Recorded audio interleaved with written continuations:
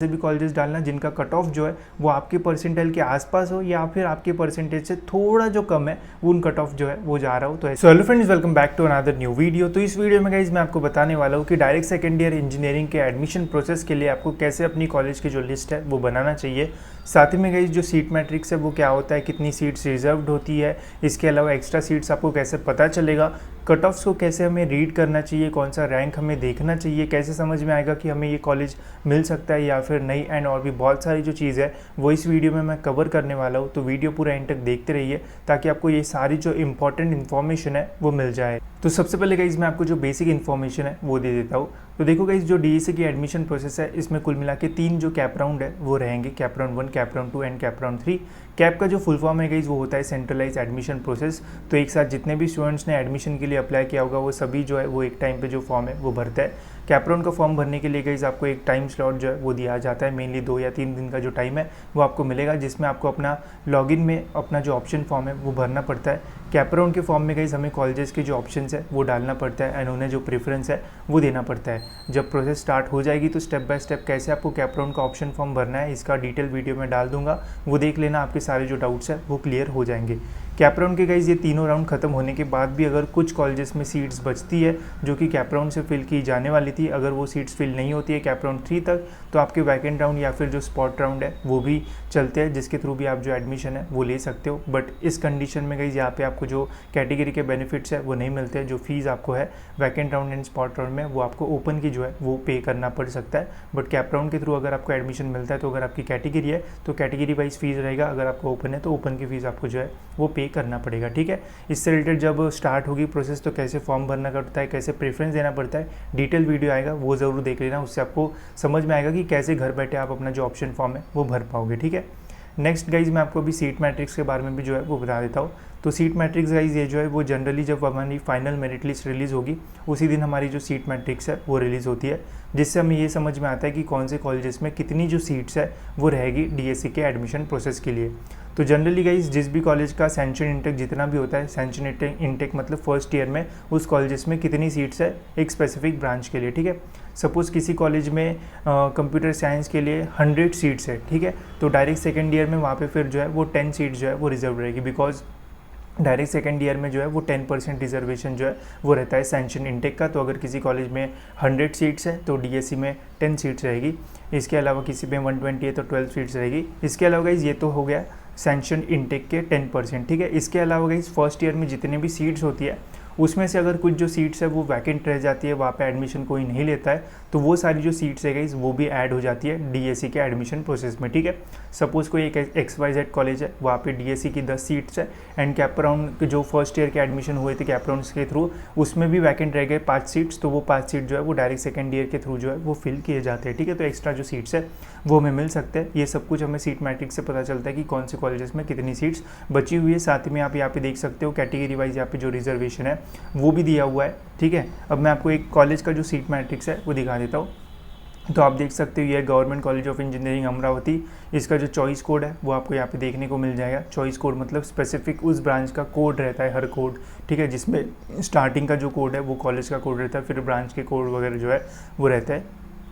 यहाँ पे कोर्स का नाम देखने को मिलेगा, स्टेटस देखने को मिलता है एंड वैकेंट कितनी सीट्स है वो पता चलती है। ठीक है, तो फर्स्ट ईयर की 2 सीट्स जो है वो बची थी वो यहाँ पे आ चुके हैं एंड लैटरल एंट्री की 6 सीट्स यहाँ पे है एंड फिर यहाँ पे कैटेगरी वाइज जो सीट डिस्ट्रीब्यूशन है वो किया हुआ है, तो इससे आपको समझ में आ जाएगा। ठीक है, इसके अलावा गाइस और एक ऑप्शन है जिससे मैं आपकी और थोड़ी जो कन्फ्यूजन है वो दूर करूँगा। अभी बहुत सारे कॉलेजेस माइनॉरिटी कॉलेजेस होते हैं। अब माइनॉरिटी कॉलेज का अगर आप सीट मैट्रिक्स देखोगे तो जनरली वहाँ पे ओपन की सीट होती है एंड माइनॉरिटी की सीट होती है। फर्स्ट ईयर में अगर आप देखोगे तो माइनॉरिटी कॉलेज में 50% सीट्स जो है वो माइनॉरिटी के लिए पहले से रिजर्व हो जाती है एंड बाकी सीट्स फिर ओपन से फिल की जाती है। ठीक है, अब माइनॉरिटी का अगर आप सीट मैट्रिक्स देखोगे तो आपको पता चलेगा कि यहाँ पे यार ओपन की सीट्स है, ओबीसी एससी इनकी तो सीट्स अवेलेबल ही नहीं है। तो यहाँ पे क्या होता है कि इसकी जो सीट है वो ओपन के कट ऑफ के थ्रू ही जो है वो फिल की जाती है। बट ओबीसी एसटी ओबीसी या फिर एनटी जितने भी अलग अलग कैटेगरी के स्टूडेंट्स हैं उनको भी यहाँ पे जो एडमिशन है वो मिल सकता है, बस कट ऑफ ओपन का रेफर किया जाएगा। बाकी अगर आपको यहाँ पे एडमिशन मिलता है तो फिर आपको जो फीस है वो कैटेगरी की जो है वो लगती है। तो ऐसा मत समझना कि यहाँ पे तो ओपन की सीट है तो ओबीसी वाले को सीट नहीं मिलेगी, सीट मिल जाती है, बस वो जो कट ऑफ है वो आपको ओपन का जो है वो रेफर करना पड़ेगा माइनॉरिटी कॉलेजेस के लिए। ठीक है, जो नॉर्मल कॉलेजेस होते हैं वहाँ पे आपको कैटेगरी वाइज जो कट ऑफ्स है वो भी देखने को मिल जाएंगे।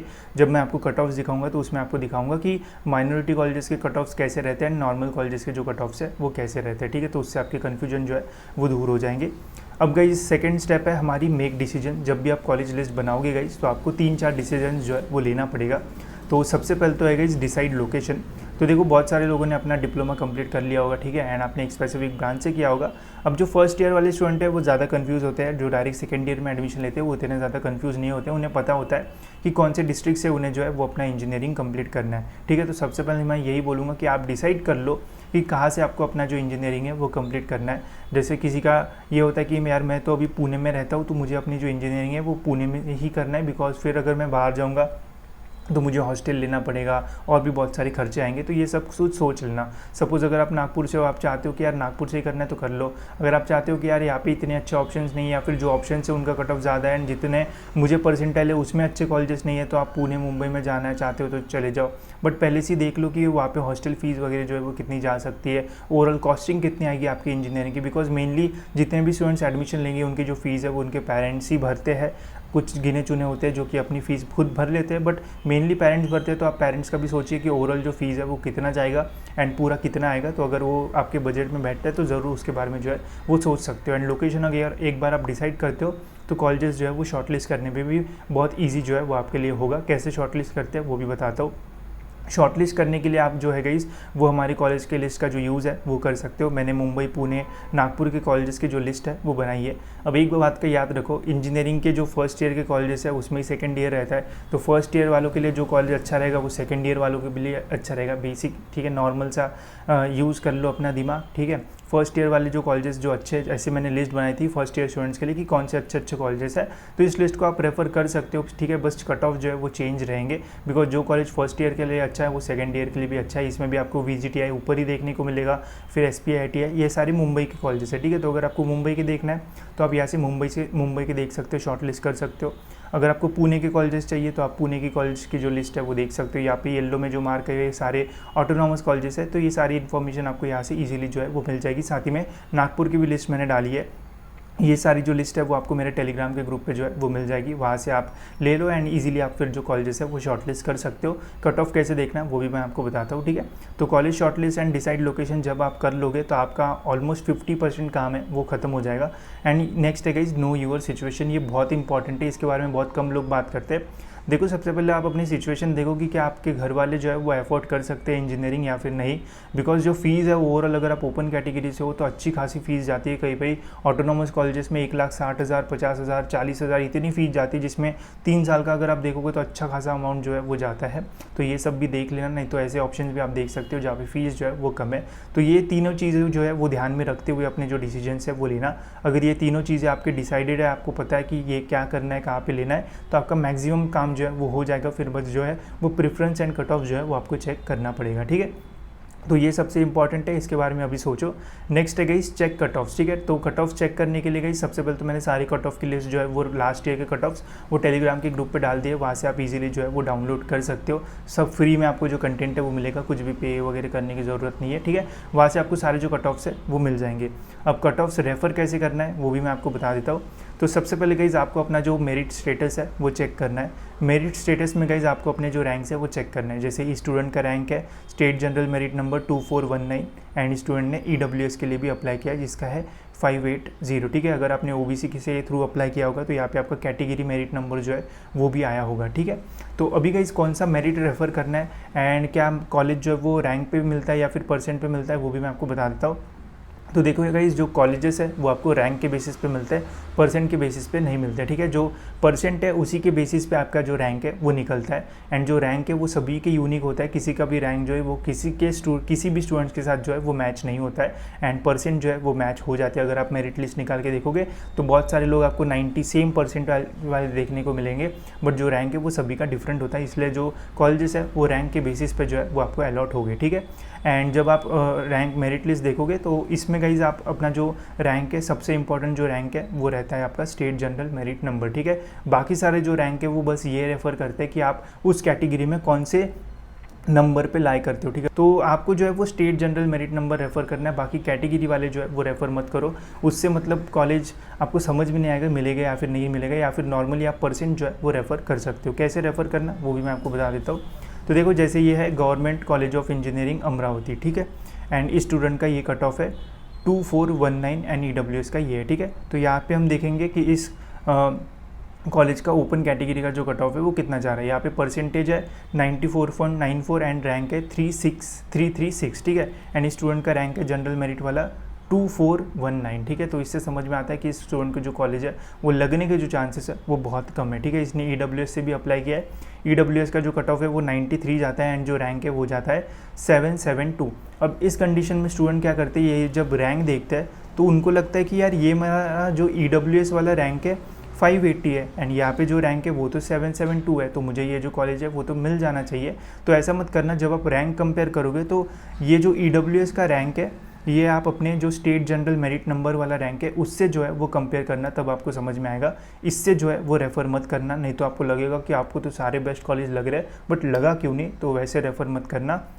इसका EWS का रैंक देख रहे हो तो इसका स्टेट जनरल मेरिट रैंक देखना, अगर वो आसपास है तो लगने के चांसेस रहेंगे, अगर वो बहुत दूर है तो फिर लगने के चांसेस जो है वो कम रहेंगे। इसको रेफ़र मत करना, पहले ही बता रहा हूँ। अगर सपोज़ आपकी OBC कैटेगरी है तो परसेंटेज यहाँ पे 92 है, ठीक है, आप देख सकते हो 93% है एंड रैंक है 557, ठीक है। तो अगर आपका OBC का रैंक जा रहा है, कैटेगरी रैंक जा रहा है 500 एंड आपका category state general merit number जा रहा है 1000, तो स्टेट जनरल मेरिट नंबर देखना, ठीक है। OBC वाला जो मेरिट नंबर है वो देखना मत, उससे आपको फिर भ्रम ही होगा, या ये तो मेरे को लग रहा है बट लगा क्यों नहीं, ठीक है। तो वो बस आपकी कैटेगरी में आपका कौन सा नंबर है वो पता चलता है, बाकी स्टेट जनरल मेरिट से ही जो जनरली आपको कॉलेजेस है वो अलॉट होंगे। या फिर इतना नहीं समझ में आता है तो आप परसेंटेज जो है वो डायरेक्ट देख सकते हो। इस साल कट ऑफ्स कम होने के चांसेस है, इसलिए मैं आपको रैंक के बारे में जो है वो ज़्यादा इन्फॉर्मेशन दे रहा हूँ, ठीक है। तो रैंक्स देखने में जो है वो मिस्टेक मत करना, ठीक है। इसके अलावा मैं डिटेल में कैसे आपको कॉलेज की लिस्ट बनाना है स्टेप बाय स्टेप पार्ट 2 में बताऊँगा। अगर आपको वो वीडियो जल्दी चाहिए तो कमेंट्स में बताना, मैं जल्दी वो वीडियो जो है वो बना दूंगा, जिसमें मैं एक्सेल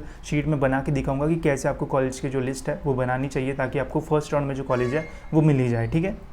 अब गाइस देखो, ये है रामदेव बाबा जो कि ऑटोनॉमस कॉलेज है बट माइनॉरिटी कॉलेज है, ठीक है। ये माइनॉरिटी कॉलेज नहीं था, इसलिए यहाँ पे सभी कैटेगरीज के जो कट ऑफ्स है वो हमें देखने को मिले थे।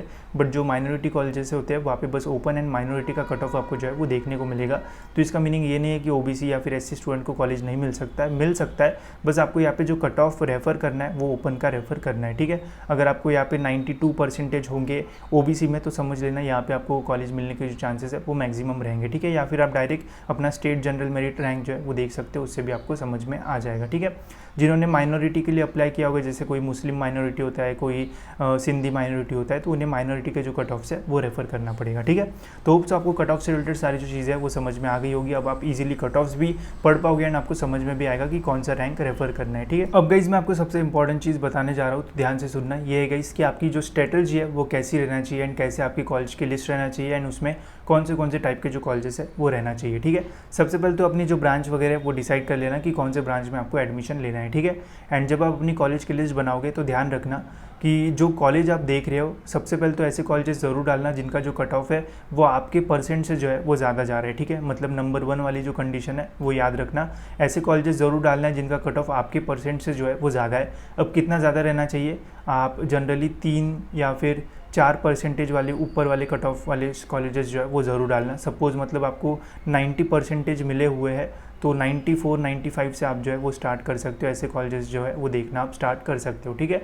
फर्स्ट नंबर पे ट्राई करना ऐसे कॉलेज डालो जैसे COEP हो गया, VGTI हो गया, या मतलब जिनको लगने के चांसेस कम हो, या फिर अगर आपको लगता है तो भी बढ़िया है, बट ट्राई करना एक ऐसा कॉलेज ज़रूर डालना जिनके लगने के चांसेस जो है वो थोड़े कम है एज़ कम्पेयर टू बाकी कॉलेजेस, ताकि आपका जो ऑटो फ्रीज़ वाला ऑप्शन है वो ना हो। बिकॉज अगर आपका फर्स्ट प्रेफरेंस का कॉलेज आपको अलॉट होता है तो वो ऑटो फ्रीज़ हो जाता है, फिर आपको उसी कॉलेज में एडमिशन लेना पड़ेगा एंड आप सेकेंड राउंड थर्ड राउंड के लिए जो है वो एलिजिबल नहीं रहोगे।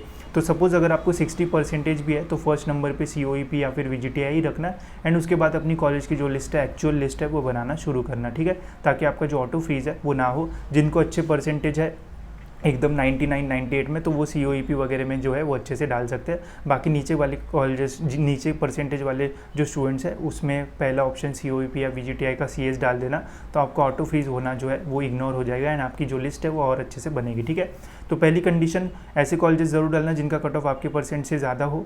नेक्स्ट कंडीशन ये है इसकी कॉलेज का जो कट ऑफ है एंड आपका जो परसेंटेज है, मीन्स थोड़ा ऊपर वाले कॉलेज डालना। सपोज अगर आपको 90 कट ऑफ है, आपका 90 परसेंटेज है आपको, तो 91 वाले जो कॉलेजेस है वो ज़रूर डालना, 91.5 वाले जो है वो ज़रूर डालना। तो पहले में आपके परसेंटेज से ऊपर, एकदम ऊपर वाले डालना, फिर ऐसे डालना जिनका आपके परसेंट से थोड़ा ऊपर हो या फिर उसके आसपास हो, एंड फिर गाइस ऐसे भी कॉलेजेस डालना जिनका कट ऑफ जो है वो आपके परसेंटाइल के आसपास हो या फिर आपके परसेंटेज से थोड़ा जो कम है उन कट ऑफ जो है वो जा रहा हो, तो ऐसे कॉलेजेस भी जो है वो ज़रूर डालना।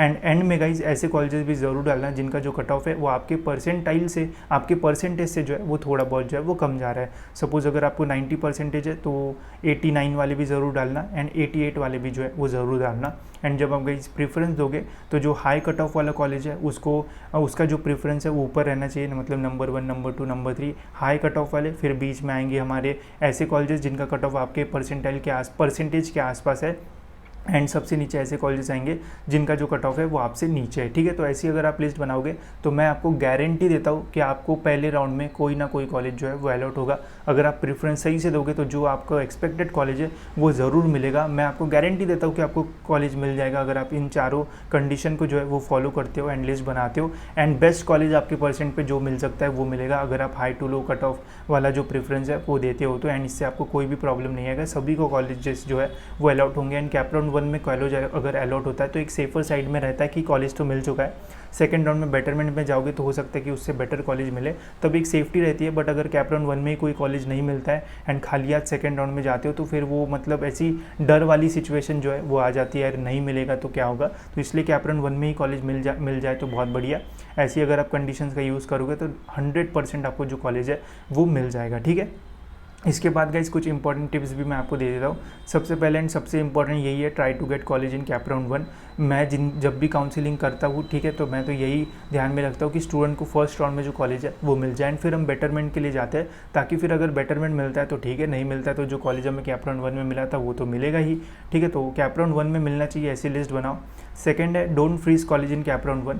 अगर आपको कैप राउंड 1 में ठीक कॉलेज लगता है तो फ्रीज मत करो, बेटरमेंट के लिए जाओ। सपोज अगर आपको COEP का CS लग जाता है या फिर VGTI का CS लगता है तो लेना है तो ले सकते हो, या फिर जो भी आपका डिज़ायर्ड कॉलेज है वो अगर आपको लगता है तो ले लो। ठीक है, बट अगर आपको डिज़ायर्ड कॉलेज नहीं लगता है कि और बेटरमेंट चाहिए तो ज़रूर आप जो है वो बेटरमेंट के लिए जाना। कैसे जाते हैं बेटरमेंट के लिए, उससे क्या होता है, उसके ऊपर डिटेल वीडियो बनाया है, लिंक आपको जो है वो डिस्क्रिप्शन में मिल जाएगी। तो इसका याद रखना, बेटरमेंट में सेकंड राउंड थर्ड राउंड जा सकते हो और भी बेटर कॉलेज जो है वो आपको मिल सकता है। नेक्स्ट है मिनिमम गो टू कैप 2। बहुत सारे लोग कैप राउंड 1 में फ्रीज कर लेते हैं, मैं तो बोलूँगा कैप राउंड 2 तक तो जो है वो आपको मिनिमम जाना चाहिए। कैप 3 तक भी जा सकते हो बट 2 तक तो जो है वो ट्राई करना कि कौन सा और बेटर कॉलेज आपको जो है वो मिल सकता है। एंड फर्स्ट प्रेफरेंस वाला कॉलेज सही से डालना, अगर ऑटो फ्रीज हो गया तो second round and third round के लिए जो है वो आप एलिजिबल नहीं रहोगे, तो ये ध्यान से सुन लो। नेक्स्ट है वैकेंट राउंड ऑल्सो इंपॉर्टेंट। तो कैप राउंड 3 के बाद गाइस जिन कॉलेजेस में सीट्स बच जाती है वो वैकेंट राउंड से जो है वो फिल की जाती है। तो फर्स्ट ईयर में इसका बहुत ज़्यादा इंपॉर्टेंस होता है, बट डायरेक्ट सेकंड ईयर में नंबर ऑफ जो सीट्स है उतनी ज़्यादा नहीं बचती है, बट स्टिल कुछ जो सीट्स है वो बच जाती है। तो अगर आपको कैप राउंड, जितने भी कैप राउंड है उसमें अच्छे कॉलेज नहीं लगते तो आप वैकेंट राउंड के लिए जो है वो ट्राई कर सकते हो। एंड इसके बाद सबसे important, give preference correctly high to low. ठीक है, तो जब भी आप प्रेफरेंस दोगे तो high cut off to low cut off वाला जो प्रेफरेंस है वो देना। इसके अलावा अगर आपकी कोई और कंडीशन है कि ये यार कॉलेज जो है वो मेरे घर के पास है, ये थोड़ा दूर है, बट जो दूर वाला कॉलेज है उसका कट ऑफ ज़्यादा है, बट जो पास वाला कॉलेज है उसका कट ऑफ थोड़ा कम है, तो आप जो पास वाला कॉलेज है उसको ऊपर भी रख सकते हो एंड दूर वाला नीचे भी रख सकते हो। बिकॉज ऐसे कॉलेजेस ही हमें डालना है जो अगर हमें लगते हैं तो वो हम लेंगे। ऐसे डाल के क्या फ़ायदा जो लगने के बावजूद भी हम लेने नहीं वाले, तो जिससे आपका कैप राउंड पूरा वेस्ट ही होगा। तो ये भी देखना कि जो कॉलेजेस आप डाल रहे हो वो अगर आपको लगते हैं, सपोज करना कि ये कॉलेज लग गया तो क्या वो सच में लोगे या नहीं लोगे, ये भी सोचना। तो इससे आपकी ओवरऑल जो लिस्ट है वही बनेगी एंड जब आपको कॉलेजेस लगेगा तो सेफर साइड में आपका एक जो कॉलेज है वो आपके पास भी रहेगा। ठीक है, इसके अलावा कैप राउंड का फॉर्म जो है वो कैसे भरते हैं, कैसे प्रेफरेंस देते हैं, डिटेल वीडियो आ जाएगा, वो देख लेना। एंड इसके अलावा एक्सेल शीट में कैसे मैं आपको लिस्ट बना के बता सकता हूँ वो भी मैं बताने वाला हूँ, तो कमेंट्स में बता देना कि क्या आपको एकदम स्टेप बाय स्टेप कैसे कॉलेजेस को सॉर्ट करना, कैसे उनका नाम देखना, कैसे चॉइस कोड देखना, कैसे कट ऑफ रेफर करना एंड कैसे प्रेफरेंस देना, डिटेल वीडियो में बनाने का सोच रहा हूँ। अगर आपको चाहिए तो कमेंट्स में बताइए, वो वीडियो भी एकदम डिटेल रहेगा, जिससे आपके ऑप्शन फॉर्म फिलिंग प्रोसेस के ऊपर एंड कॉलेज के लिस्ट के ऊपर सारे जो डाउट्स हैं वो क्लियर हो जाएंगे। बाकी कट ऑफ्स एंड कॉलेज के लिस्ट के लिए गाइस टेलीग्राम का ग्रुप जो है वो ज्वाइन कर लीजिए, वहाँ पे आपको सारी जो इन्फॉर्मेशन है वो मिल जाएगी। ठीक है, तो इस वीडियो में इतना ही। होप्स आपको ये वीडियो इन्फॉर्मेटिव लगा होगा एंड ऐसी वीडियोज़ के लिए चैनल को सब्सक्राइब जरूर से कर लेना, ताकि आपको टाइम पे सारे इंपॉर्टेंट जो वीडियोज़ है वो देखने को मिलते रहे।